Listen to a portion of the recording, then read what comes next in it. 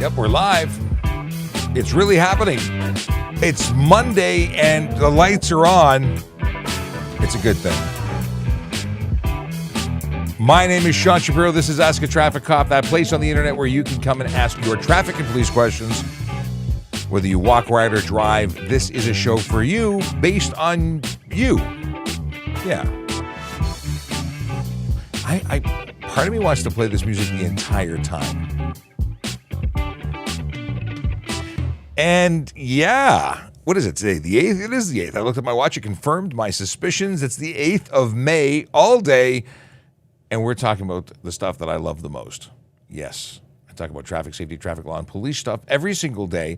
And I look forward to the opportunities to chat with y'all about this stuff. If you've got questions, we've got answers. You can jump on YouTube, TikTok, LinkedIn, Facebook.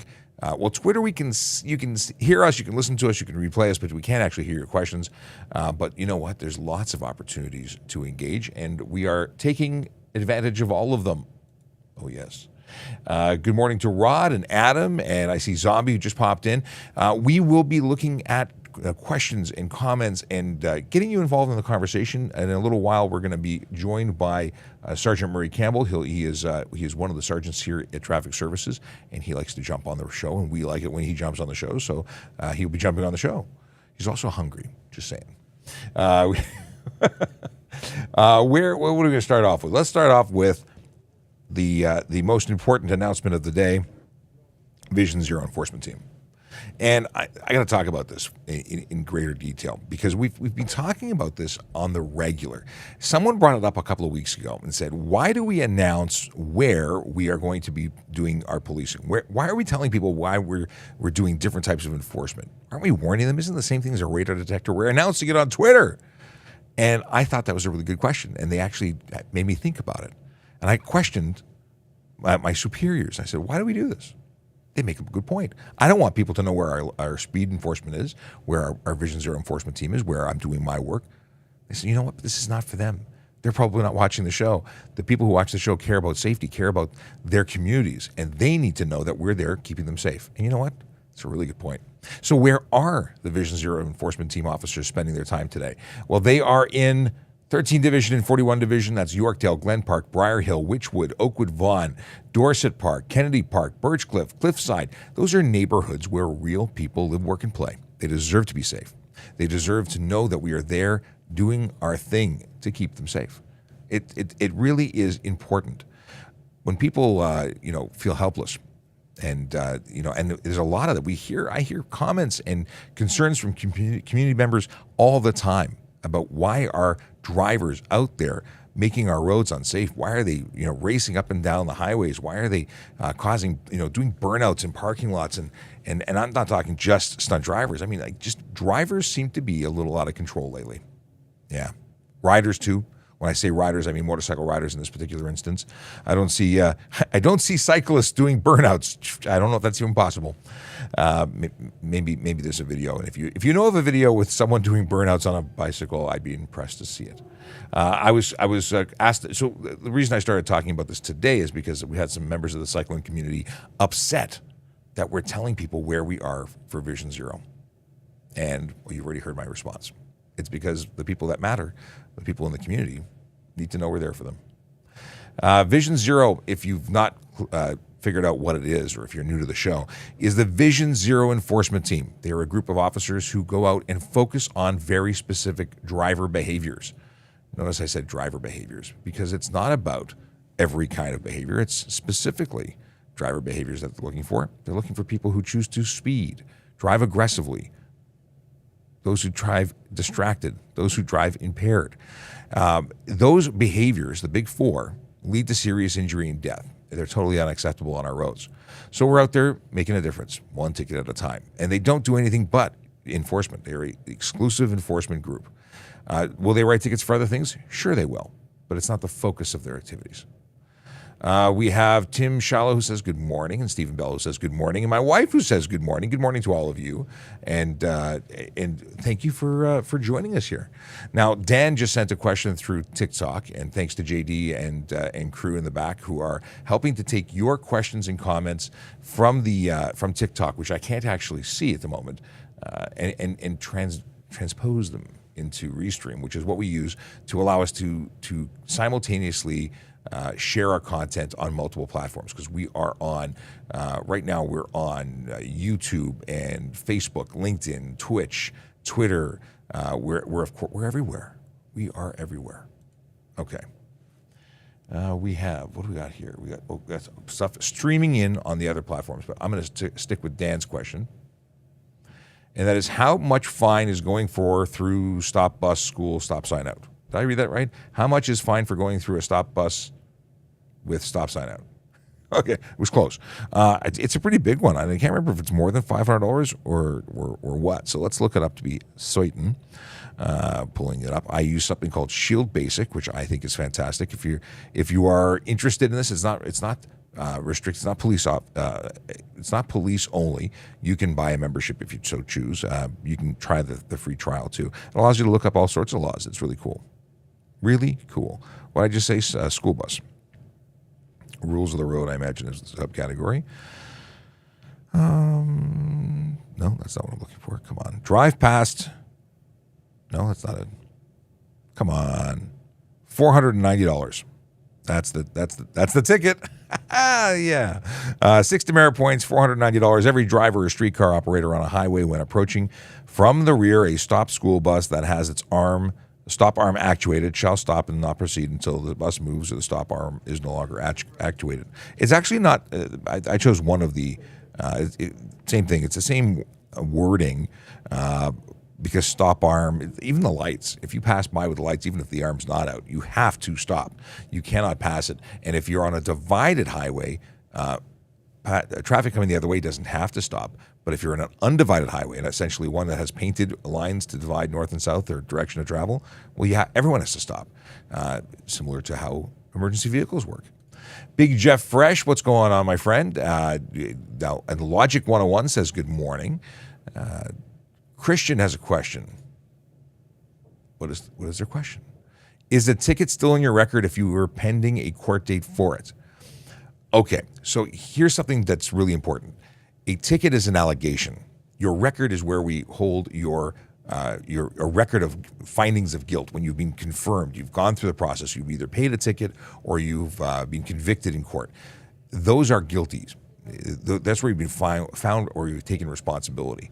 That's on your record. If you're pending court, it's not on your driver's record, but it is in the police database. We can see it, but that's where it ends. We can see it. Other police services can see it, but it's not part of your actual record. But it's a great question. I'm glad you asked it. If you're wondering how to participate, the best way to participate in our show is probably to use Twitch or YouTube, because it allows, or of course our Facebook or my LinkedIn, you can jump on and I can see your questions like the way Logic 101, did that not work when I pressed the button? No, it didn't. Like this, where you see your username and what platform you came in from. Questions like the one we just answered are coming in through the assistance of our producers who are actually copying your comments from TikTok and bringing them over. So Gobind Singh says, hi, good morning. I wanted to ask when we can tint only the top part of the front windshield. Oh, sorry. I wanted to ask, can we tint only the top part of the front windshield? If your vehicle was manufactured in 2016 or older, you're allowed to have 3 inches from the top of the window down to the PS1 line, or 3 inches, whatever happens for 75 millimeters. That's it. If your vehicle is 2017 or newer, you cannot have any tint on your windshield at all whatsoever. That's the deal. Many people are surprised at that. You can't have tint on your windshield at all. You will not certify. It's considered unsafe. Why was it allowed in 2016 but not 2017? The rules changed. They grandfathered everybody who was 2016. I imagine it's because they didn't want to go through a gazillion cars and make them all guilty of something. I'm assuming. Oh, here's a great question. I was just talking about this to some officers from 14th Division yesterday, and the answer is, the question is, can police pass a school bus when lights are on? The answer is no. Legally, they're required to stop like everybody else. And you wonder why. Why can't we go when lives hang in the balance? Well, when we're going, because kids are important. And we hope that school bus drivers will see and hear us with our lights and sirens and close the doors and deactivate their lights to allow us to cross. But legally, we're required to stop. And it's to save the life. We don't want to risk a child's life or anyone's life, for that matter, when those are active and people think they're safe and people think they can go and cross, because that's what people think. That's what they're there for. Now, is there going to be a time when a police officer may decide that no one's paying attention, maybe they're scared and the lights are on even though no one's crossing, and make a decision to break the rules? They might. They're going to be responsible for whatever happens next. Could they be documented for it? Could they be held accountable by their supervisors? Yeah. A friend of mine ran to a call years ago, and I think it was an assistant police officer. So this is somebody in danger, police asking for help. This is not a test. And they ran a stop sign. They did not come to a complete stop at a stop sign. I don't know if they were doing high speed, low speed, middle speed. They did not stop. And they were docked 4 hours pay for that. It was the first time they'd ever done anything, because if it was the second time, it would have been 8 hours pay or 16 hours. It escalates. People wonder, what happens to police officers? Are they above the law? No, we are held very much accountable for everything we choose to do, even if we're doing the right thing. But could an officer decide to take that risk to save someone's life because it's a high-risk situation? Yeah, they might choose to do that and then pay the consequences. Canadian Electric has a question. What is this? Can we use E-marked light bars on the road in Ontario? Forgive me, I don't know what an E-marked light bar is. So generally speaking, if we're talking about off-road light bars, there's only, if it's not part of your headlighting system, if it's attached anywhere else, that's not going to be focused or directed appropriately. And if there are bars of light, that's a problem. You're allowed to have up to 4 headlights. What's a headlight? A headlight is a light that carries more or projects more than 300 lumens. And I believe the maximum is 3,000 lumens. So there's a number of reasons why light bars are generally not permitted. But again, I don't know what an E-marked light bar is. Logic 101 says, can I turn left on a red if I'm turning from a one-way street to another one-way street? Example, going north from Adelaide on York. Well, the answer is actually pretty simple, regardless of the location. One-way to one-way in Ontario allows you to make a left turn on a red if it's safe to do so and it's not signed otherwise. If there's a sign preventing it, obviously you can't do it. It has to be safe to do so, and that's the only situation, from one-way street to another one-way street. That's it. But it's a cool question, and it's one of those things that I didn't know until I knew, and now that I know, I'll never unknow it. Matthew Pinchik wants to know, if you have alcohol in the trunk but you're underage, are you responsible if pulled over? The rules are about purchasing alcohol. Transporting it, if it's somebody else's, it may not be an issue. I'm not the alcohol guy when it comes to the purchase and sale under the Liquor License Act. That's not really my area of expertise. But again, parents can buy alcohol for their kids, oddly enough. But I don't know if there's any rule about transporting alcohol if they're underage. I'd have to look that up, and I'm not going to do that right now. But I will say that if you're transporting it lawfully and it's out of reach of the driver, I don't particularly see an issue with it, but I could be wrong. The deal, just to clarify, if you are driving a motor vehicle with sealed alcohol from factory, it has to be, or it can be anywhere. If it's sealed from factory, it can be anywhere in the vehicle. If it is being opened, like in the case of a bottle of wine, you get that fancy screw-down cap, and you crack the seal. Someone pours a glass, and even if they don't pour the glass, you crack the seal and you seal it again. You close it. That is now something that has to be transported away from reach of the driver. Could that be within the cabin of the vehicle? Potentially. Ideally, it's in the trunk. Boom, boom, boom. So much going on here. If you're new to the channel and you're wondering, who is this guy? Well, my name is Sean Shapiro. I'm a police officer with the Toronto Police Service, and I talk about traffic safety, traffic law, and police stuff pretty much every single day. Well, actually, it is every single day, because it doesn't matter if I'm at home or at work, I'm talking about this stuff. And if you want to know stuff, you should be here to ask stuff, because that's how this works. It's a show that's really for you. It's by you. How does this work? The questions are from you, by you, for you. I answer for you. I don't know. This is a circular thing. What is the punishment for removing your catalytic converter? So if you don't have a catalytic converter, you are dealing with Environmental Protection Act issues. And what are the charges? Well, you're not going to be permitted to drive on the road. You can't. The vehicle's out of commission. You can't drive like that. Catalytic. Let me see if I can find it. I think it's under EPA.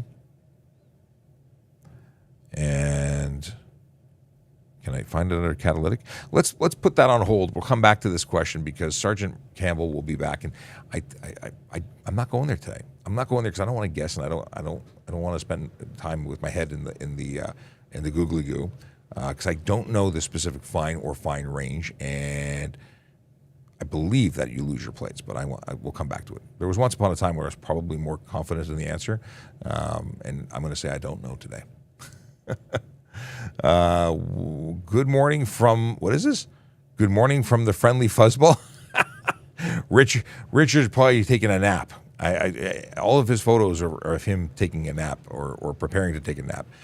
Richard drives school bus, and if you look at his Twitter feed, he has a lot of like hiding undercover his photos. It's just a thing.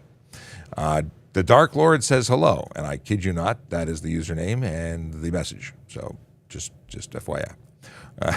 Can you get a DUI on private property?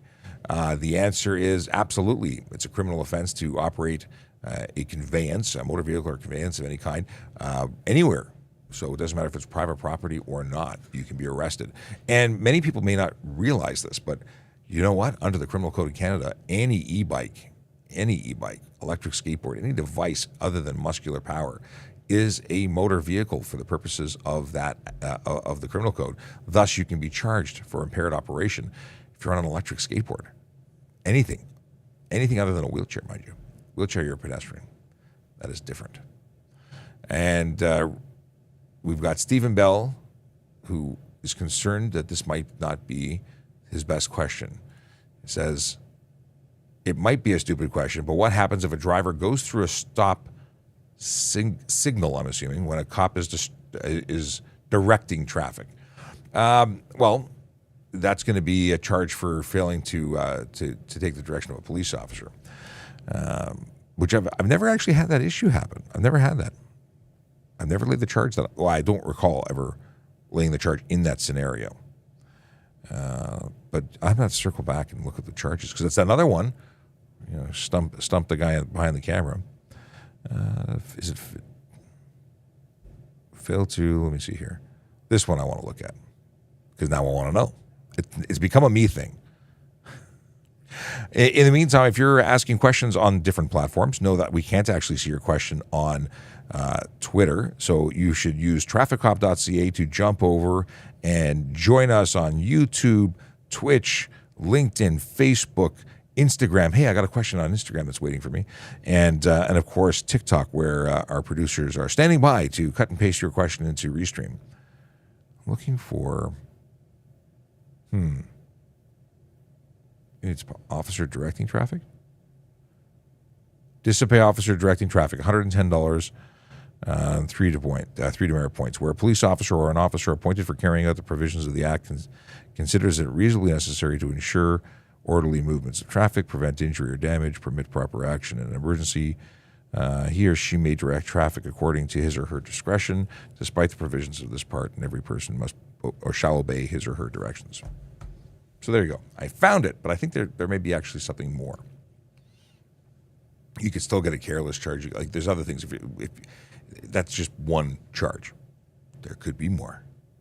Okay, scrolling back because there's a whole bunch of questions. I recognize Dark Lord, so I know where I found my place easily. Here we go. Say you're driving and the light turns yellow and you're in the intersection and quickly turns red. Can you get fined for that? So if it turned, there's a couple of things to take into consideration here. If you are entering on a green and you're held up in the intersection, there's a bunch of charges that can happen there because you need to be able to clear that intersection. It has to be possible for you to clear it before you enter it. You shouldn't be entering to stack up and get in line, because then the light changes and you're stuck and you have nowhere to go and you can get charged there. If you are accelerating or catching the yellow at the end, that's disobey yellow light, fail to stop, because the intention of a yellow light is that you stop unless it's unsafe to do so. And if you were traveling at the speed limit and paying attention, it would have been safe. So it would suggest you were either going too fast, not paying attention, or actively trying to not stop. In any case, if you enter on a yellow, you can be charged for that. But generally speaking, if you were legitimately entering on a yellow because it was unsafe to do anything else because of road conditions or what have you, and it turns red, can you get fined? Well, I've just described scenarios where you could get fined, and that means you could get fined based on what the officer, observed and what they believe. So yeah, yellow means stop. How effective is it to report reckless driver to 911? So many reckless and speeding drivers on the highway every day, but how often are they stopped? Depends on what. So reckless is an American term. We don't use reckless under the HTA. It's careless driving, which is where someone's really not paying attention or not doing things that are safe for everybody. And then there's criminal dangerous. And that's where they're actively doing things that are known to be safe. That's obviously unsafe, I should say. And could it be something else? Could it be an impaired driver? Because most normal human beings don't drive recklessly on the road. So maybe there's something else going on. Maybe they're having a medical episode.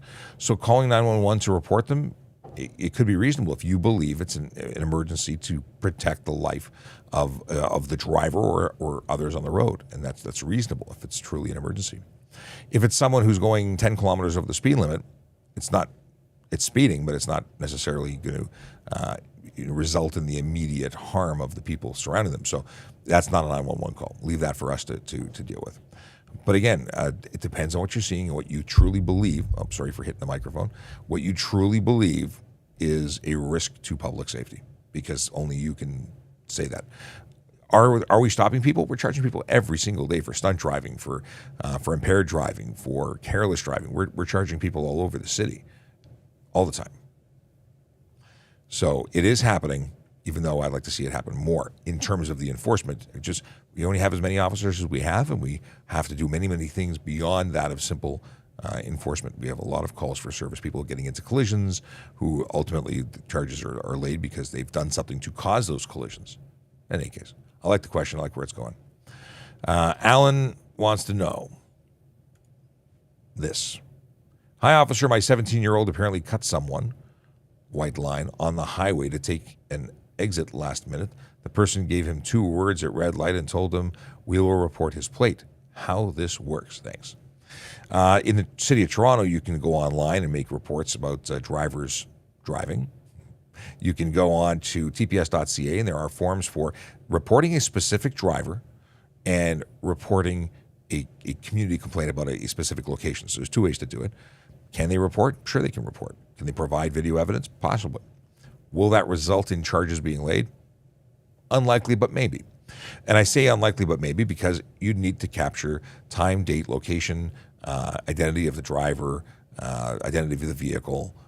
There's a number of factors involved in order for police to take action on evidence being provided by third parties, and they have to be willing to come to court to actually go to the next step. Has it happened? Sure. Because someone crossed a white line? No, it's not illegal to cross a white line. If it was an unsafe move and put people at risk, that's a different story. So there's a lot of what ifs here. Is it possible that you, as the registered owner of the vehicle, gets a letter saying your vehicle was seen at a date and time and location and alleged that they did something wrong? That's entirely likely, because that's more often than not what happens.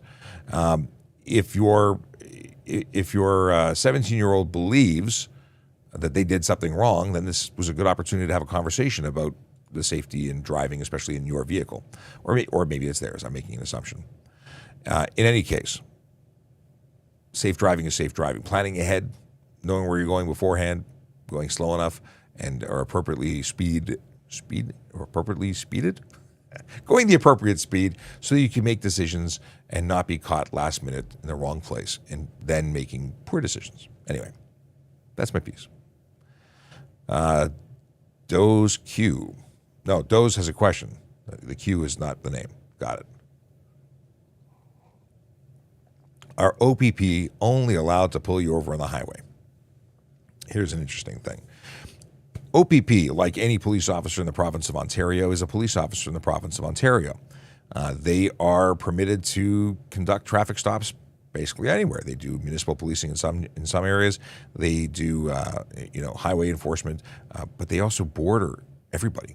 So, can Toronto police give a ticket on the highway? Sure, we can. Can the OPP give a ticket in Toronto? Sure, they can. So they're not restricted. And even if there was a suggestion that they shouldn't be able to issue a ticket, they are still police officers. You still have to pull over. And if we needed to, like for instance, a Toronto police officer won't go to, where would we go? We can go to Peel and write a ticket, but the next region over, we'd probably call a Peel officer to write the ticket for us, or an officer from that region to operate based on our evidence and lay the charge for us, and we would just testify in court. Also possible. So there's no situation where we are unable to respond. We're police in the entire province. Code 3 Alberta wants to know what I think of the wildfire crisis in Alberta right now. I didn't actually know what was going on. I just heard about it on the news over the weekend. Wildfires are scary, terrifying. I'm thankful I don't have to deal with those. This is where we ask people in drier seasons. Well, really, you shouldn't be throwing lit cigarettes or anything like that out of the window anywhere, regardless of where you are or the time of year. Don't litter, deal with your own garbage. But it is such a risk in other areas that have such a heavy impact and create these emergencies where people are then forced out of their homes. It's tragic. So I hope they're able to keep those under control. I don't actually know what level it is other than what I heard about on the radio. So if it is as you say, a crisis, then I hope it's resolved as soon as possible.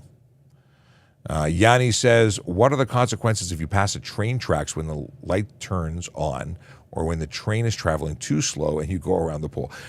Stupid people die all the time doing this. And I have no problem saying stupid because lives are lost. This is not a joke. You do not enter the railway crossing when the lights are on. Some of these trains travel at 90 miles an hour. Miles an hour. Just because you don't see it doesn't mean it's not right there. Sometimes you see one train go, people think it's okay to go immediately afterwards. And there's a second train on a subsequent, there's multiple tracks. Or there's another train just down, and they think it's a malfunction, so they go. I used to live next to a railway track where multiple people over the years have died crossing through. Not okay. Not okay. So many tragedies. We have to have our friends from the rail. I was going to say he's Metrolinx, but he talks about rail safety all the time. So we'll have to have him back to talk about it. What are the fines? That's what I was looking at. You will be surprised to know that there are charges under the Rail Safety Act. I think that's what it's called. Let me back out of here. Rail Safety. I think it's $800. Railway Safety Act. $880. Failed to give way to railway equipment at users shall give. What is this? Users of a road shall give way to railway equipment at a road crossing if adequate warning of its approach is given. That's $880. $615 is enter on land for which line work is situated. That's a separate one. I thought there was another one. Maybe it's under the HTA, which is nowhere near as exciting as the $800 fine. Okay, railway. Failed to drive on roadway at railway crossing, $110. Failed to drive, no, that's not the one. U-turn at railway crossing, $110. All these U-turns. I don't care about U-turns right now. I'm looking for something else. Disobey railway crossing signal, $110. Stop at the wrong place. They're all $110 under the HTA. Well, $180. Disobey stop sign at railway crossing, stop at wrong place. That's community safety zone, that's why. $110 for disobey crossing. Here's the deal. The fine's $110. That's you get that if you survive. The alternative is dying because trains don't stop, at least not quickly. And I've gone to too many collisions where people have been hit, and they are gruesome. So don't do any of that. Let's see here. Calvin wants to know, what is the general max speed without getting pulled over? The only safe speed that you can do to guarantee yourself not to be pulled over is to not exceed the posted speed limit. Yeah, I know, I'm no fun. Speeding's illegal. You're never allowed to do it. Not even a little bit. 1 kilometer over is technically speeding. The only difference between 1 and 10 and 40 is going to be the amount of your fine, the number of points, and whether or not you cross the threshold for stunt driving, which point we take your vehicle for 14 days and your license for 30. Speeding is not smart. It also increases your crash risk. It also increases the amount of damage done when a collision does occur. Don't speed. There's no acceptable. I will pull you over for anything. Granted, I don't pull people over for 2 kilometers over, but it also depends on the environment. If you're in a 30 and you're speeding, you're getting pulled over, even if it's just to have a talk with me. If you are doing much over 5, 10, 15, 20, you're getting tickets. If you're doing the appropriate amount over to get a stunt driving charge, I am without hesitation taking your wheels. So I am not the only person to say what I am saying. I'm speaking as a traffic cop. Don't speed. Okay. Hi, if 2 cars, what is this? If I have 2 cars and I'm just have insurance on one, the other one no insurance, can I drive?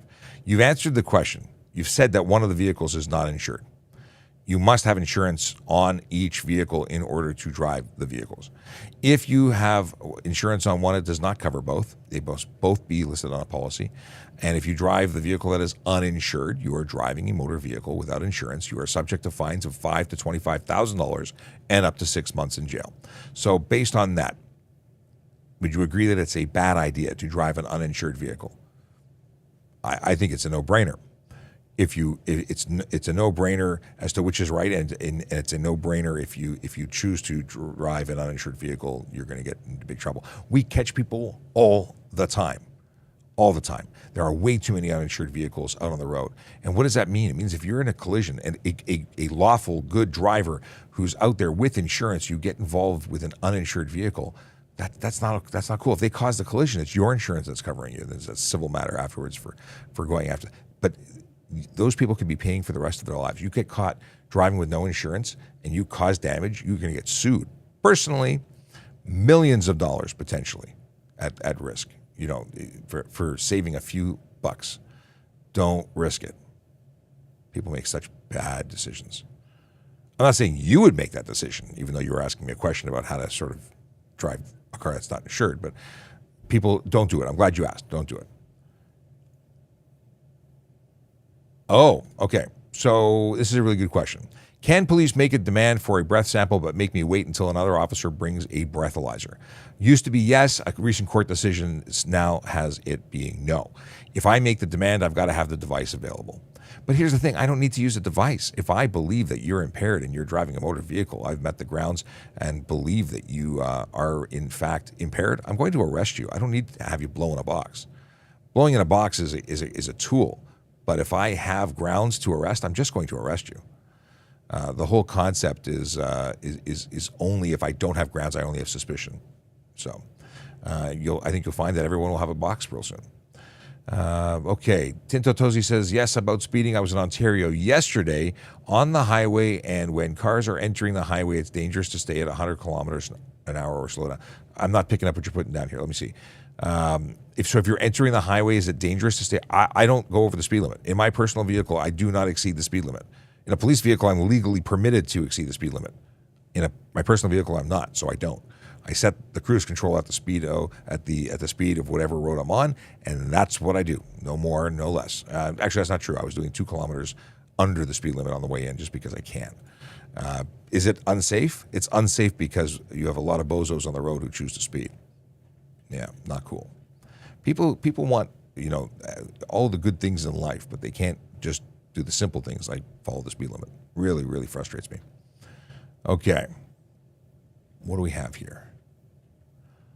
Oh, a whole bunch of questions. It's so fantastic. I love it when we got lots of audience participation. Hey, if you're watching the show and you don't know who I am, my name is Sean Shapiro. I'm a police officer with the Toronto Police Service. I talk about traffic safety, traffic law, and police stuff every single day. And if you would like to know about some police stuff, then you should definitely be asking some questions. I will obviously be taking questions from the live. If you don't get your question answered, feel free to drop it in the Q&A section on TikTok or come and join us the next day that we're here, which in this case will be like tomorrow. Monday to Friday, we're generally here doing our thing. On occasion, we don't go live, and that's because I'm, elsewhere. Tomorrow might be one of those days where I have a meeting and then I have to hit the road, but we will try and create content from the road. There is something called the Blue Line Trade Show, Blue Line Expo. That's going on tomorrow. I'm going to try and make an appearance. So that's tomorrow. Friday, I will not be here because I'm doing a media event in Markham with the OPP and York Regional Police. So I will not be here, but we'll be doing some stuff from the road. And hopefully, if I can get it all working, I will live stream from the event. Okay. But I also want to talk about, I want to cover all your questions, but I also want to discuss employment. So if you're interested in becoming a member of the Toronto Police, we'll be talking about that really shortly. Can I get a ticket for driving with my loud music? Yes, you can. Unnecessary loud noise or unnecessary noise covers squealing tires, covers engine noise, horn, music. Yeah. $110. So you can absolutely get a ticket for that. Okay. We've seen this question multiple times. If I don't answer your question right away, it's not that I'm ignoring you. It's that I haven't gotten to you. I'm trying to get all the questions in order as best I can. Doesn't always work, but I do my best. Covered this, covered that. Okay. We already got Dr. Nick's question. Akila Jaconis, our friend from Star Wars. Greetings and salutations. Slept in today and watching at double speed. Should be caught up by 10:30. Well, it's past 10:30, which makes sense as to why you are making messages. Question, why do Toronto Police rarely pull over speeding bikes on highway? Well, we have to be there. We have to see it. We have to measure their speed. I pull over tons of motorcycles when I was on the road. In fact, I was on a motorcycle pulling people over on a motorcycle. Funny how that works. But I wouldn't say rarely. I don't know. We pull people over all the time. If you're not seeing it because an officer's not there, it's because the officer's not there. Makes sense? We have to be there to deal with it. If we're not there, unfortunately, they get away with it. And that just means that there's a lot more bad going on that we're dealing with elsewhere because we're busy doing stuff all over the city. What is this question? If a person driving in your car slides into a stationary object in winter, do you need a fine? It's a collision. You crashed. Yeah. You have to call police and make a police report. If you leave the scene of a collision, you can be charged for that because you crashed. Crashes, especially in a normal situation when you hit another motor vehicle or person.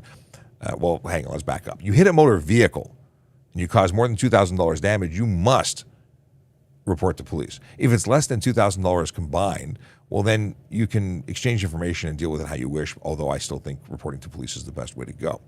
If you hit public property, like a stationary object, I'm assuming you mean like a pole or a power box city property, as opposed to like a can of spaghetti, then that's different. A can of spaghetti you probably get away with. If you hit a person or a cyclist, those are all reasons to call police and involve. So everything depends. If you want more information on collisions and what to do in the event of one, then you should really check out tps.ca/. Actually, just go to tps.ca and go to our section for I've been in a collision. And all the instructions on what to do is right there. Scrolling back, going back in time here. What happens if you don't stop at a stop sign on private property? It's private property. That particular offense doesn't apply on private property. However, so you can't get a stop sign ticket. However, if you cause a collision, you are still responsible. Yes. Just stop for stop signs. Now, could you be charged for dangerous driving on private property? Yeah. If you're running stop signs and there's people around, is that dangerous? Oh yeah, that's go to jail time. That's get arrested time. Because that's dangerous driving. I think that meets the threshold. You're at Yorkdale Mall or shopping center. They get really upset if you call it a mall. Shopping center. And you are racing around their parking lot. There's people walking to their cars. That's dangerous driving. That's not running a stop sign. That's get yourself arrested time. And if you're talking about donuts or drifting through stop signs, that's stunt driving. Forget the stop sign. We're just going to take your wheels. So it's a interesting question you ask. Hey. Good morning. Sergeant Campbell is making his way to the microphone. I slide over. I make space. Oh, we're talking about careers, are we? We will be, but right now we've been talking about what happens if you don't stop on a stop sign in a parking lot. We are giving you a microphone. All right. And I had something flagged for you for later. Good morning. Good morning. Welcome. It's nice to have you. It's been a weekend. It has. So I was just saying that, racing around a parking lot, like a mall parking lot with people around could be dangerous driving. Absolutely. It's not just about a sign. But Could be stunt depending on the way you're driving. But the sign itself is not enforceable. Yes. Unless it's a certain parking lot. Yes, that's true. I keep forgetting about those. There are TTC and Metrolinx have an act. They have their own laws that they can lay inside those parking lots. I believe community housing, Toronto Community Housing as well. There you go. So if there's signs erected there's a bylaw that there is an enforceable section. This is good. Whether it's a bylaw that just costs you money or it's I don't know if the HTA would apply. It's still ticketable, even if it's not HTA. It's an opportunity to lay paper. Yep. This was a question that I pinned for later. It was for you because I can't remember the details. What is the punishment for removing your catalytic converter? Well, it would Environmental Protection Act. There would be a whole bunch of charges there.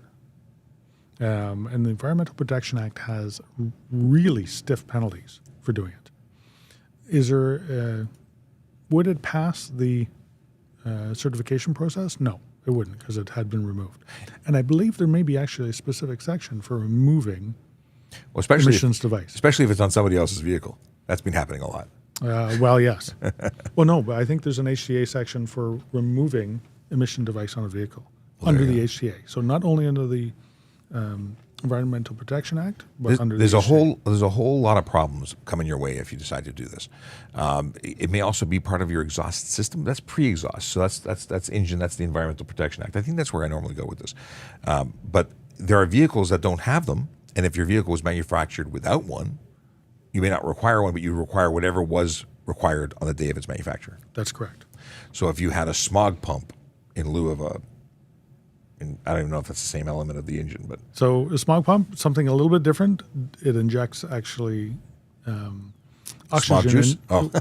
Injects oxygen into the exhaust gas to assist it in burning a little bit better. Yeah, I don't really like them. It's old technology. It robs the engine of power, and we're all about power and efficiency. So we got to go fast. Yeah. Except we can't go fast because it's against the law. So yes. What is this? Queen Lion has a question. If you're pulled over out of traffic, can you take a call? Can you still get a cell phone ticket?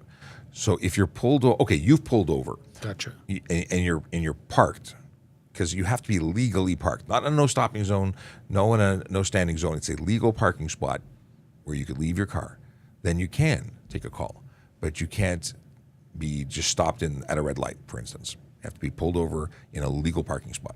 Yes, parked as opposed to stopped. Not in park. You have to be, that too. It has to be in park as well. It has to be parked. Can't be rolling. And in park. Parked and in park. Overly complicating this for no reason. Yeah, you have to be in a legal parking spot. Let's see here. Tiffany has a question. And the question is, can I give my G2 adult child permission to drive my car without them being on the insurance? So, a complicated question. And that's only because if your G2 adult child is living with you, then your insurance company may want them on the policy. From a police perspective, if they're a licensed driver, can they operate your motor vehicle that's insured legally? Yes. From an insurance perspective, if you give them that car and they crash it and they live with you and you're not on the policy, you might find that they'll deny the claim. Possibly. That's up to them. That's a private company. Yep. Then you've lost your car. That's a bad thing.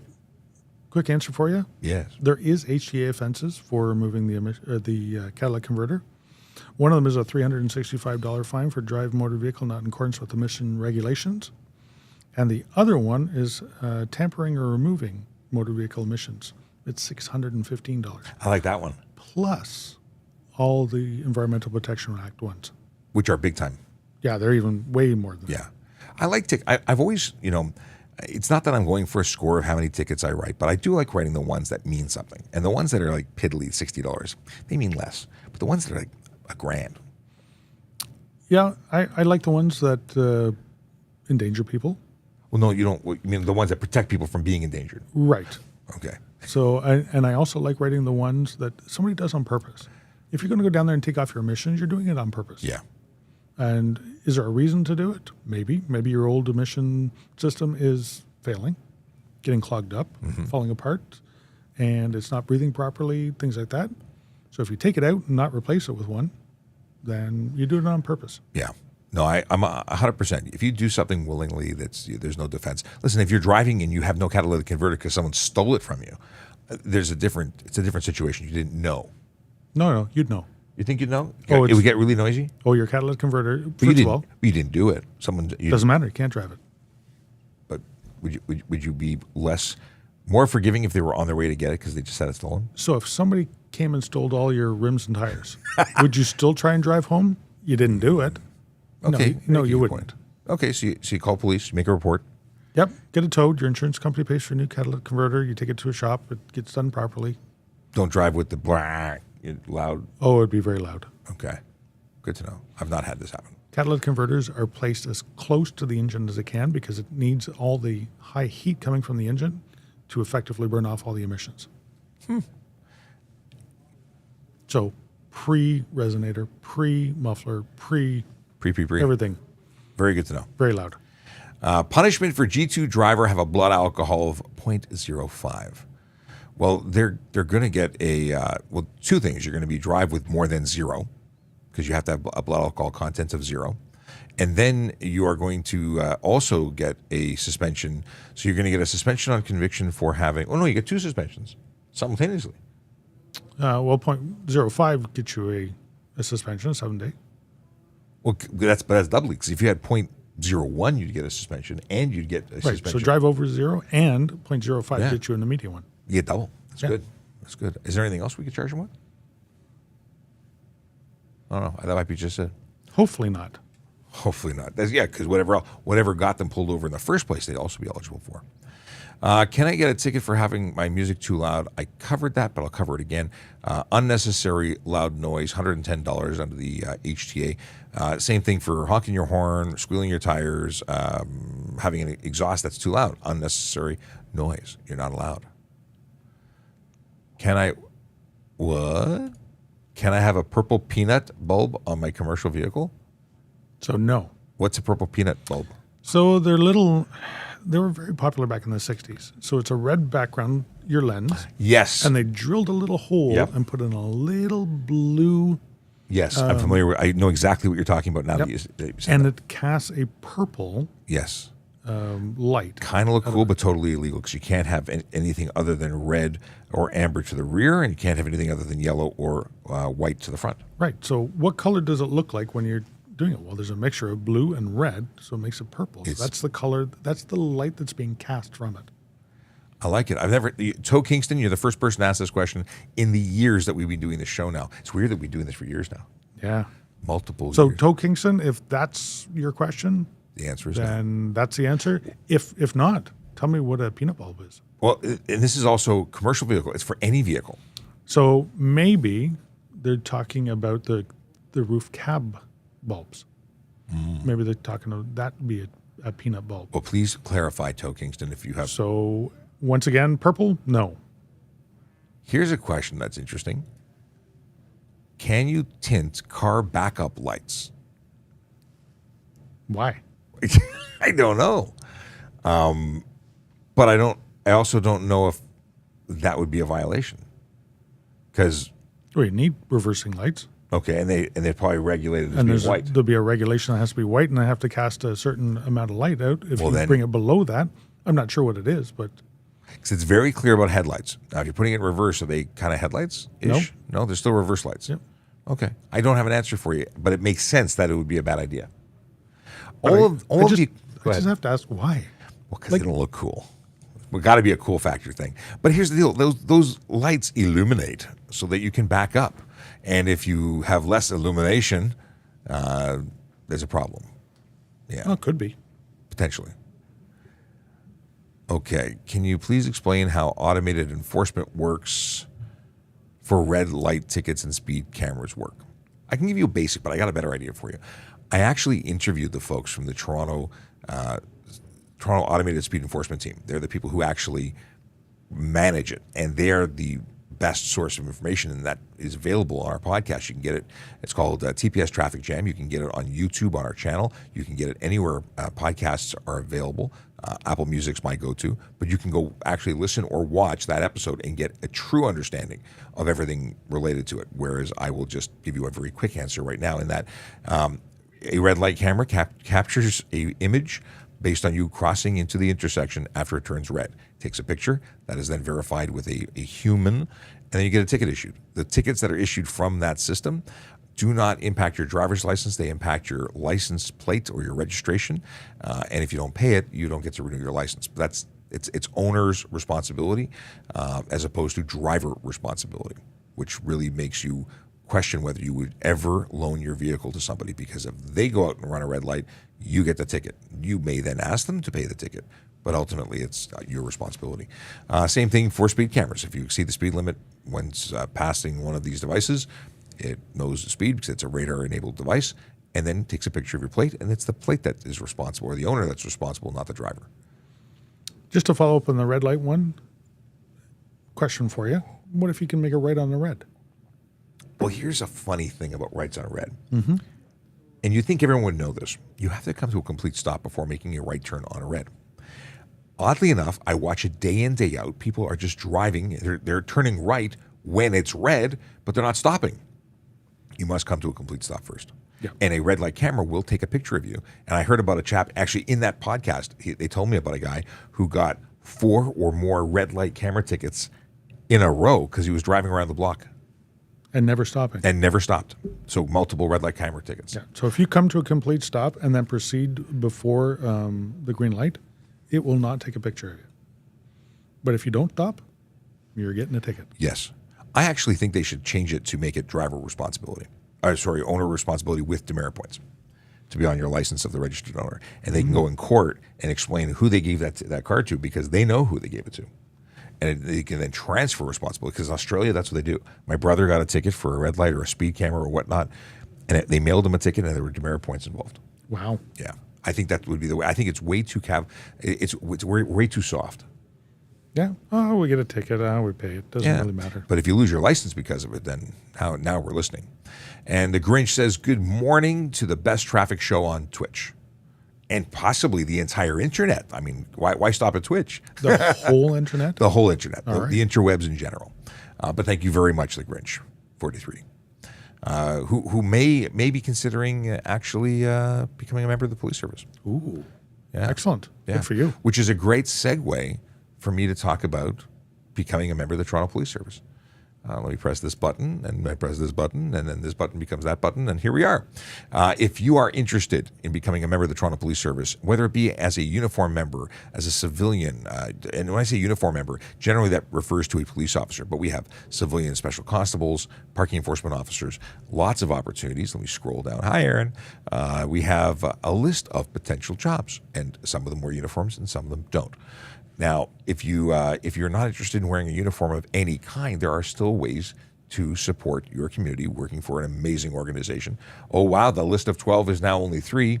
There is a position for senior programmer, human capital management, solutions architect, and communications operator. Those are the folks that take your calls when you call 911 and dispatch police officers. This is a tough job, but it is a great job.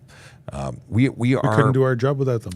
Well, all of the civilian roles are incredibly important. We are only able to go out there and protect the community and enforce laws because we have the support of magical people at headquarters and in units across the city who do a lot of the work that goes what am I looking for? Unrecognized? Unrecognized. That's a good word. I like that word. Yeah. I was going to say unsung. That was looping unsung. Yeah, they're unsung heroes. Parking enforcement officer, the police constable is where it gets the most attention, and we are actively looking for applicants. And let's have a look at what these applicants need. You must be 18 years old, a Canadian citizen or permanent resident of Canada, physically and mentally able to perform the duties of the position, having regard to your own safety and the safeties of members of the public. I added some extra letters there. 4 years of secondary school education or its equivalent. There's a whole bunch of stuff. Scrolling down, no criminal record, possess a driver's license that is valid, with no more than 6 points. See, I used to talk about having a good record. 6 demerit points is a lot. It is. But they will still consider you if you have less than. Because Although you can't get that all in one go. this is true. Should One you be ticket. unfortunate enough. Yeah, careless driving, one charge, one collision could result in that. Yep. OACP certificate, minimum vision requirements, blah, blah, blah, lots of stuff. Go to tps.ca/careers for all this, and you can peruse at your leisure. And just a reminder, you went by there, it's a 24/7 job. Yes. So we do work shift schedules. Yes, and many people come here and they go, what do you mean I have to work nights? I actually signed an agreement acknowledging that I will work in the rain, the snow, and at all hours of the day and night, and I should accept that prior to accepting an offer. Oddly enough, we occasionally hear people who accept the offer, didn't read that sign, didn't acknowledge it, didn't really understand it, and then like, what do you mean I have to work nights? I don't understand To that. work weekends? Yeah, That's but crazy. there is a concept. There is a. This is a service thing where you job. You give of yourself. You don't make it to every birthday party, and you don't get to party with your friends because you're on a different schedule, and that's just part of it. But it is where you sacrifice for the greater good, and people go, oh. One thing that many people ask me, and I will scroll down to it, what are the salary and benefits? Cadet, while you're training, $67,680, obviously not in one shot, but that is your annual salary while you're a cadet in training. And Yes, interesting news, you don't have to pay to go to Elmer anymore, which is the Ontario Police College. it was about $15,000 out of pocket, or you would take a loan and it would come off your paycheck, but that's effectively a $15,000 signing bonus now that you don't have to pay for. I had to pay for mine. It wasn't $15,000, and it's been going up steadily for years. There's real hard costs to training people, and now the provincial government is covering that cost for the next 2 or 3 years. So if you were thinking about it and saying, maybe I'll wait and get a degree or finish off my schooling, or I want to do something else in my life, waiting could have you take a $15,000 paying cut in 2 to 3 years. And you can also get your degree while you're working, For sure. because we work shift work. Absolutely. I did schooling after I became a member of the service and continued my education because I was interested in getting more paper, and that was a great way to do it. Back in the day, they even used to subsidize. If you maintained a certain grade level, they would cover half the course. And then once you graduate and get you're at a police station, you're assigned, you become a 4th class constable, and your salary goes to $75 to $118 a year. It doesn't take long. Every year after that, you're going until you hit the maximum 1st class constable of 107, and the only way to get an increase after that is to get promoted to a new rank. Other than there's other incentives and things, long-term service benefits. And then here are benefits, lots of benefits. And there you go. I've gone longer on talking about careers than I thought I would, but so be it. If you're interested, operators are standing by. I'm sure that a recruiter would be more than happy to help you with any of your questions. Okay, question. Why do Toronto police, we talked about this, why do Toronto police rarely pull over speeding bikes on the highway? I know I answered it earlier, but I'll answer it again. Essentially, we have to be there to see it and measure their speed in order to stop them. I used to stop people all the time on bike. It's just a matter of where we are and where they are in conjunction. Those things have to match up. I like what they have over in Europe. They have a speed camera set up in between exits, and it measures your average speed throughout the course of the distance of between exit to exit. That. So if you slow down for the speed camera and then speed back up again, you're still going to get a ticket for it. So I like it. I like it too. I was talking about this like yesterday. Is it legal to have a train horn in a car? And the answer is, I don't think there's a limit to how loud it is, as long as it's not a police siren. It has to be reasonable noise. It has to be for a lawful purpose. But I don't know if a train horn would be unlawful or not. I saw one installed years ago on a retired police officer's motorcycle. He had a canister of air that took up the entire saddlebag, and he had a single train horn. It was loud. I'm sure it was. Very effective. I wanted one. Never got one. Okay. How many joints can you smoke before it's illegal? And how long does one wait before driving? It depends. It depends. If you have if you're a learner, novice driver, you have to have zero drugs or alcohol in your system, and they will do a buccal swab. We have devices that will actually swab your mouth with a Q-tip, essentially, and test it. And if there's anything in your system, you're going to get a suspension. Commercial drivers, same thing. Yeah. Under 21, same thing. And how long to wait? Well, it depends, because I don't know how long it takes you in your individual system to process that chemical. I'm going to say the best number is Zero. You should not have any in your system. Okay. What is this? Can you explain a pedestrian crosswalk with only posted signs? So a pedestrian crossover, a pedestrian crosswalk, A crosswalk is specifically in conjunction with an intersection. Right. So that's where you take direction from the intersection's control system, whether it be stop sign or a signalized intersection. And I don't know how to explain it other than a vehicle must wait. It has to yield to pedestrians lawfully in the road, not approaching 5 minutes away. If they're in the road or about to step on them, they have to yield to them. Once they've crossed your half of the roadway, they're no longer a concern. You can continue. If you're talking about a crossover, though, pedestrian crossovers are the ones that are independent of intersections. They usually have lighting systems above them, and it says, ped crossing. Those you must wait until a pedestrian has left the roadway. Even if they've passed your half of the road, they have to be completely off the roadway. I've seen horrendous things where cars are speeding through, passing, really awful behavior. I've seen some in some other municipalities would say courtesy, and it's a courtesy to let the pedestrian cross. Under the Highway Traffic Act, it actually isn't a courtesy. You must. I like the must. We want to protect our vulnerable road users. It's simple as that. Yep. They don't have the ability to brush off a hit with a car. You're going to do serious damage. I want to protect everybody. Yeah. That's the whole idea. Everyone should go home safe every day, ideally. Does there have to be posted signs for municipal speed cameras? I believe they do. Yes. I think they all have to be posted. And they're only allowed to be posted or actually set up in community safety zones. That's the current legislation. Previously, it didn't have to be. It could be on the highway and didn't need a sign. I would like that to come back. Well, not everybody you never agrees. know. People do not agree with me, but I really think that we need speed cameras everywhere. How do you pay a speeding ticket? Is it on the police site, or do I need to go in? You can go to, I believe, to any bank. It should say on the back of the ticket, but I think it's any bank. And each municipality, each jurisdiction is different. Rules. Oh. Yeah, and where you pay and how you pay is different. You will get a copy of how to do it with your ticket. It's called a buck slip. A buck slip. And it usually has information about the ticket, instructions on how to respond, and details about anything that needs to be shared. Like sometimes they do impaired driving education. During COVID, they had different rules of and what to expect. Good information on those buck slips.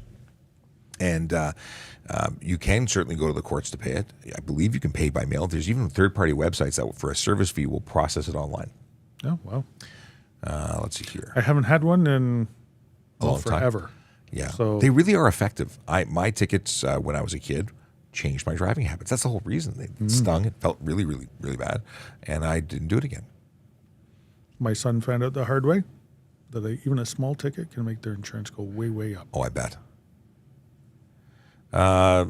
Here's a question. Is the ministry sending out reminders for driver's license expiring because I didn't receive anything? Good thing you just asked us, because I can tell you that they're really not sending anything.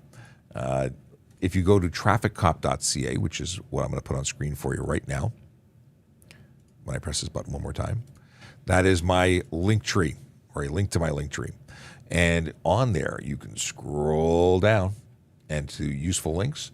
Very first one is renew your license plate. But guess what?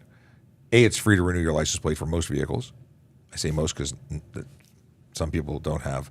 And for the posts on Instagram are going, who's he talking to? It's Sergeant Campbell's over there. You can go and sign up for reminders here. They will actually email you, text you, even phone call you Once you've set up the automated reminders, and that's for license plate, that is for driver's license and Ontario health card, all here. So if you click to this site, you can navigate to the other reminder setups. If you renew your license, it'll also offer you immediately the opportunity to sign up for those reminders, which I obviously think is a good idea. You know what I think would be an awful lot easier? If they just picked a day during the year that... Everybody's is Well, no, just picked a day during the year that it was significant to the owner of the vehicle to remind them that... like their birthdays or something? You know what? That would work. Like, it's significant to the owner. We should write this in like a letter or an email.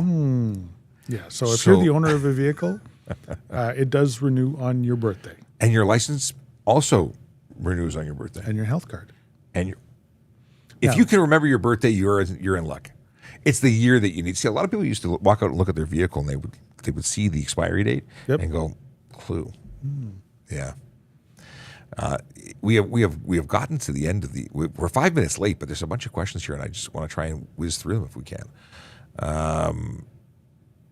Richard says he's heard of license plates being seized for emission systems removal. Yes, because if your vehicle is unsafe, we can seize your plates and return them to the ministry if your vehicle is unsafe.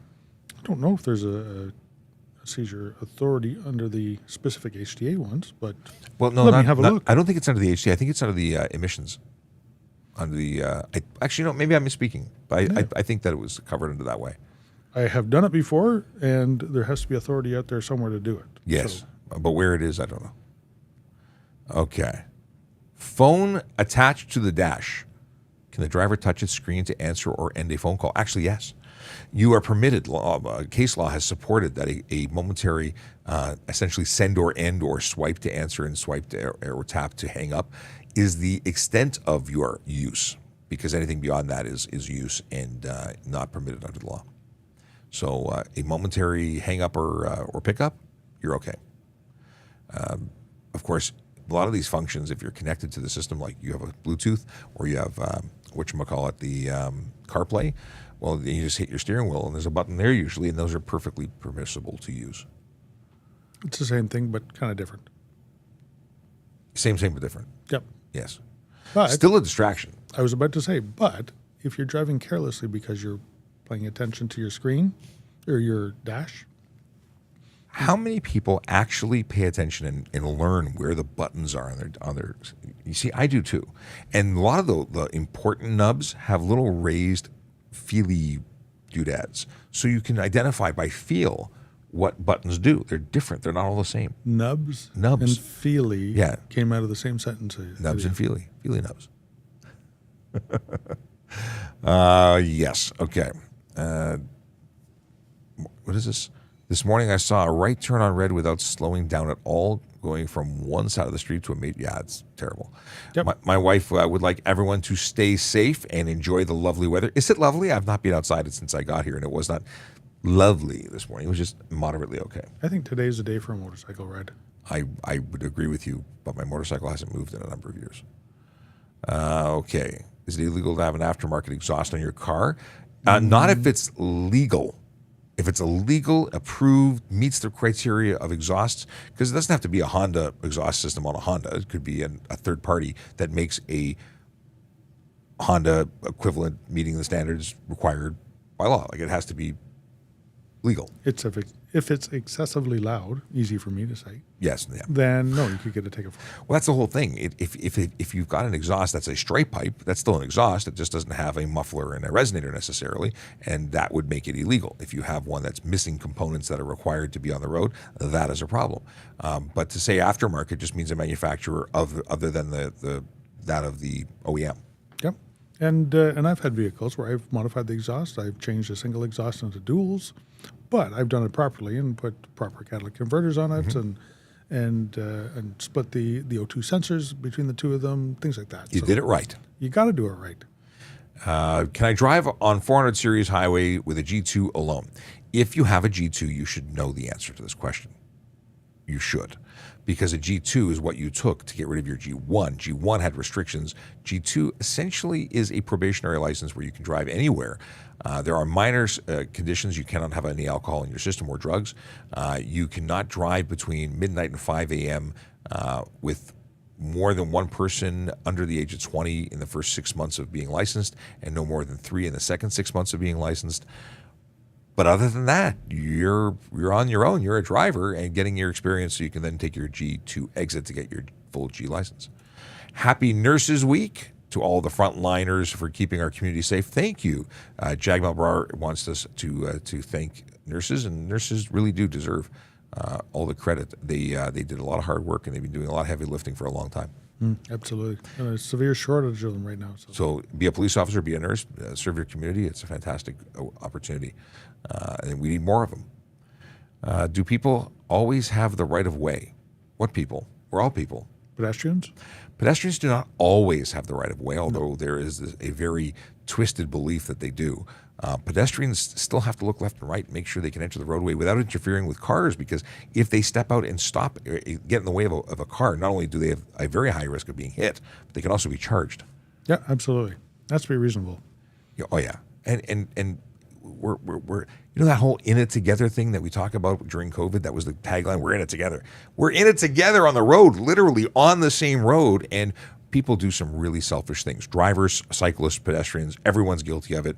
At some point, they do something that has a ripple effect, and it has cascading problems that everybody else, pedestrians who, when one person's about to get off the road and somebody else says, I got to go, and they walk onto the road, well, now you're 100 people have crossed the road and car traffic has not moved. Give and take. We all have to look out for each other, and it causes frustration. And then the motorists, suddenly believe that they have to accelerate and cut into opportunities, and then people get hit, people get hurt, and people go, "Why did it happen?" Well, it happened because a lot of people were really rude and uncaring to the other people. I think it's a selfishness problem. We need to be a little more cooperative. But yeah, people do not always have the right of way. Can you turn left on a red onto a one-way? If you're on a one-way to another one-way, yes, you can. But as long as it's the legal, only time. Yeah, it's the only time. And you have to stop first. And has to be no sign preventing it, because it could have a sign saying no left turns on red. Let's see here. Radek has a shirt that says Toronto Police Service logo. Oh, so you've got a Toronto Police Service logo on it. Can I wear it in public? Be proud. Yes, absolutely you can. But I will give you this one caveat. Not everybody likes the police, and they may think you're a police officer, so be ready to say you are not a police officer, you just support the police, which may also still have you not liked by some people. You know what? I really appreciate the support and the pride in your police, because we are here for you. I wore police stuff even becoming a police officer. I was a court officer, I was an auxiliary officer, and I was a very proud member of those units. And I've never had an issue with it, but I don't want you to get hurt. So that's just think about that in the back of your mind, that someone might target you because they think you're me. Now, if you're wearing a Toronto Police T-shirt and you say you're a Toronto Police officer, that's a go to jail time. That could cause you some problems. Let's see here. I just got a degree in criminology and justice. How helpful would this be for applying for the Toronto Police? That sounds like that's really awesome. Good fit. And I would suggest going over to the website at tps.ca/careers and checking out all the requirements, but putting an application in. Like don't waste time. Go do it right now. Any knowledge, any schooling in any field is a benefit to the TPS. It's amazing the employees we have here and what they get asked to do. I've often used accounting as a good example. If you became an accountant and you decided you didn't want to be an accountant anymore, you never even wanted to ever do it, become a police officer, and you may find your way with your unique skills being involved with financial crime. It just makes us a better service having people like you as part of it. Sean Brown says, can a U.S. citizen apply to the Toronto Police Service? Would they sponsor me if I wanted to immigrate to Canada? You have to have legal status here. You have to be either a permanent resident or a citizenship in order to apply. I've not heard of Americans being sponsored. My understanding is you must first have status here, either as a PR card holder or a citizen. So you just find someone to get married to? No, I'm not endorsing that. Okay. Does the city send you a notice that your license is suspended because of paying fines from before? You are suspended when you are suspended, and it is on you at that point. Hopefully your driver's license is up to date, because they would probably your send address. You. Yeah, because then you'd possibly get some information, because if it's court-based, they might send you a notice. And the ministry will actually send you out a notice, and it's deemed to have been delivered within 6 days, because the obligation's on you to make sure your address is up to date. Yes. And if you fail to go get your mail, which I sometimes do, that's on you. Yes. Derek wants to know about watercraft. This is all you. Do I need a license or insurance or anything for watercraft, canoe, boat, kayak, jet ski, etc. within Toronto, or just a life jacket and go for a rip? So you do need a pleasure craft operator's card if you're operating a boat with a motor on it. There are certain exemptions for it and age limits that are on it. A jet ski, you have to be over the age of 16 and have your pleasure craft operator's permit. If you're using it within the city of Toronto, within the Toronto Harbour, you need a special license to operate any vessel within the harbour. And that's an additional thing on top of everything else that you have to have. Insurance, you don't have to. I got to tell you. I was really shocked by that. Yep. Your boat has to be registered. So you need the license on the front and the numbers on there, and it has to be registered with Transport Canada. But you don't need insurance. Every vessel that I have, and I have multiple, is insured. I think there's a higher risk in operating a watercraft on a waterway than there is operating on the roads, because there are rules on the roads. Mm-hmm. There are less rules on the water. So. Yeah, and there are people who don't have an education about the water. I think it's a dangerous place for the uneducated or those who are new to it. And people take risks and they think it's safe and it's water and you can't get a lot of tragic things. There's only certain places where there are speed limits on the water. On my lake, I'm on a fairly big lake. There's no speed limits. So my jet ski, and I have a actual Kawasaki jet ski, but it's 310 horsepower and supercharged, and it goes fast, pretty fast. Yeah. So the risk there is high when you're going that fast. Yes. I would think that insurance would be a good thing, but maybe they wouldn't insure things. Who knows? Billy Wang wants to know, I have a question. If I ride my bike and a child came in front of my bike and I hit the kid, will I get a ticket or something else? It's entirely possible Depends. to get a ticket. Yeah, it depends. Could you be charged? If you were found to be at fault, you could be charged.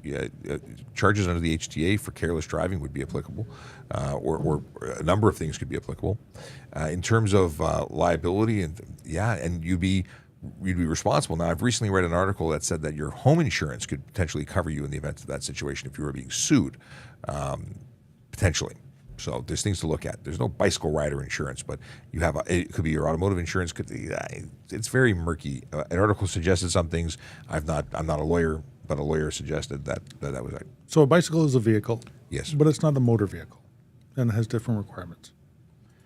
Yes. And responsibilities and obligations. It's a lot. I think people take for granted that cycling is inherently dangerous, just like a motor vehicle.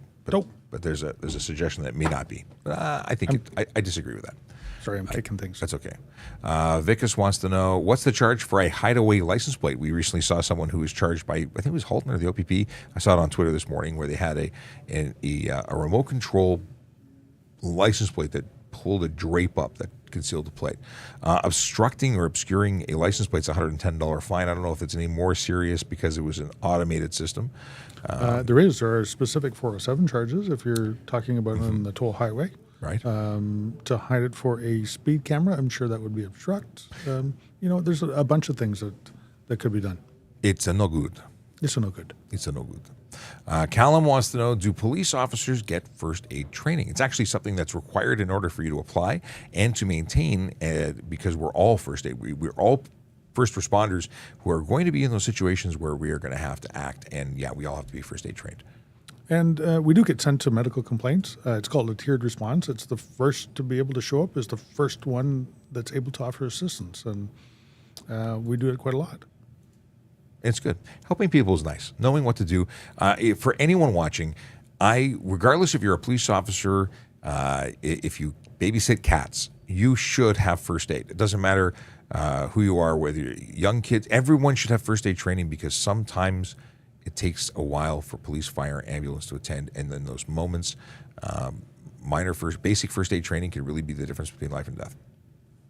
CPR, huge. Not just first aid training, but CPR. You know what? It is I use an awful lot of my education that I got from Toronto Police in a bunch of different ways. but it's the one that I can consistently use all the time, no matter where I am. I like it. I'm happy to get it. 100%. And you can make donut bandages. Yes, you can. The flailing chest wound as well. Apparently, someone on TikTok wants us. It says that Thunder Bay could use us up there to inform people in Thunder Bay. Well, we are in Thunder Bay by virtually. We're doing it. And Sergeant Kulik was actually up there 2 weeks ago. Yes. We have Migs has some questions about parking. Unfortunately, I'm not the parking aficionado, but this is a towing question. How long do I have before my vehicle is towed when I'm parked on the street and the meter runs out? I don't think that they just tow you, unless it's depends. Rush hour route. If it's a rush hour route, you get towed right away. Instantaneously. And you're not allowed to get a permit to park your vehicle into the rush hour route or the rush hour hours. If you're obstructing a driveway, it would probably be gone pretty quick. I have to change channels. One person put, this podcast represents everything that is wrong with policing in Canada. What? Okay. I'm so shocked by the statement that I had to repeat it. I wonder why. I wonder why they think that. Well, I think they don't like the police. Well, maybe. Better to get your information here than at this side of the road. Oh, they're saying wasting money by the day. That's what they're saying. You know what? We're here to inform, to be accessible. 1 hour, and today it's an hour and 20 minutes. But we're here because members of the public need access to information, and we could either do this one-on-one for each and every question by the front desk of the telephone, which would actually be a greater investment in time, or we can have this conversation getting everybody what they want to know for an hour a day, knowing that we're here and available to you. And it's recorded so you can come back and look at it again, share it with friends. This is actually an incredibly good use of police resources. And we're like the biggest channel in the world when it comes to educational police content, at least on TikTok. 616,000 and growing. Yep. So there's obviously some interest in people learning before they get ticketed for it. Yeah. Callum wants to know if we do talks in schools. We have in the past. It's not something that we actively do. We do remote in on occasion. It really depends. But if you have a school that's trying to get a hold of us, certainly reach out and we'll see what we can do. But it's not something. This is a small unit, and it's an educational unit. It used to have more officers. Now it is myself. That's us. And Sergeant. We have Sergeant Kulik, we have Sergeant Campbell, but it's that's it. So it's not like we can run around the city, because if we're there, we can't be here, and we can be here because we're doing it virtually. Don't forget about Dave. We got Dave too. Dave's important. We got Dave.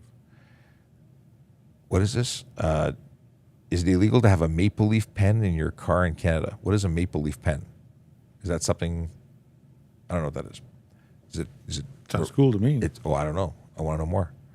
You realize we're 22 minutes overdue? I do. We should get back to the other stuff. We should. We have a lot of other things we do, but this is so interesting. I never look here anymore. Is there any part of being a police officer you don't like? Is there anything you'd change? That's the closing question. All right. I am not looking there anymore. Anything? Policing's 24/7, 365. I missed out on an awful lot of stuff with my family because I was at work. There is that. But I actually like going shopping when everyone else is at work. Well, that's true. There's give and take. I really liked night shift. I liked having the whole city, and it changes. I loved everything about being on the road. There's nothing bad. There were costs, like you said, giving up time with family. Yep. But in some ways it was cool. I used to come home from night shift, and I'd take my wife and kids to school and work, and I'd come home and sleep, and I wake up and I go pick them up, and that actually really worked for me. I loved night shift. So I don't know, less paperwork would be nice. Yeah. Other than that, I mean, there's so many cool things you could do in this job. I wish I'd done more. A friend of mine is a bomb technician now. Used to be, used to work in a division. This is a job or a career with many different jobs. You get bored, you try something different. You want to go to traffic, you want to go work in the K-9 unit, you want to go be a tactical officer, you want to ride a bicycle. Who else can make those kind of changes? All within the same job. Yeah. One career, many jobs. Very cool. All right, Thank Sean, you for spending time with us. We're saying goodbye. All right. Okay. Thank you for spending time with us. It's been a blast. We will not be here tomorrow because we have other things, unless we do an early one. We'll see. We'll see how it goes. But I will tell you that we are going to play the traffic song as we say goodbye, because it's the best song ever made. See you tomorrow. Or not tomorrow. Everyone. We'll see you when we see you. Yellow light